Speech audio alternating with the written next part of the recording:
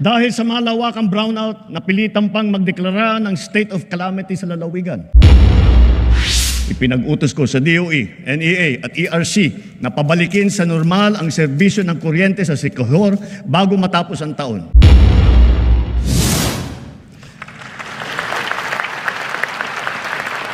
Habang inaayos natin ang komplikado nating sistema ng enerhiya sa bansa upang maipababa ang presyo, pinapalawig pa natin ang lifeline rate. Bukod sa mga miyembro ng 4P, kasama na rin ngayon ang mga pamilyang nasa listahanan na maliit lamang ang kinikita at ang konsumo naman hindi lumalampas sa lifeline rate. Thank you, Mr. President. Ang nangyari kamakailan sa Siquijor. Dahil sa malawakang brownout, napilitan pang magdeklara ng state of calamity sa lalawigan.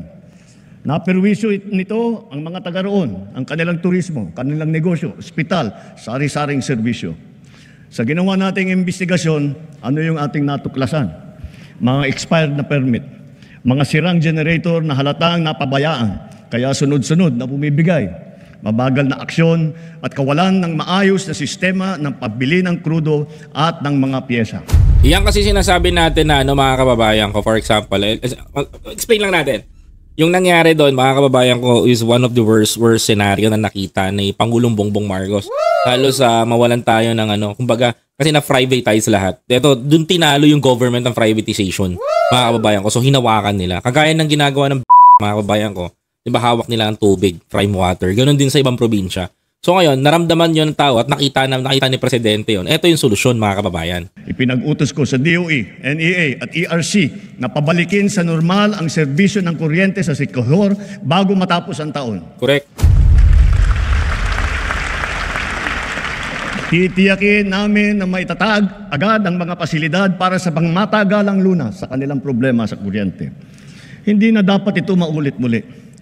Iimbestigahan ang naging kapabayaan nito at ang iba pang mga katulad na kaso sa buong bansa. Dapat nilang ayusin ang pamamahala ng mga kumpanya ng kuryente at ipag-utos ang pag-refund kung kinakailangan. Correct. Tulad ng pagkain, nakasalalay ang buhay natin sa tubig. Marami tayong mga malalaking proyekto na nakalatag para sa butihing supply at malinis na tubig sa buong bansa. Meron din tayong mga makabagong sistema upang salayin ang tubig at gawin itong malinis para mainom, lalo na para doon sa mga taga-isla. Ganun pa man, marami kaming natatanggap na reklamo na hindi man lang daw umaabot ang tubig sa kanilang mga gripo.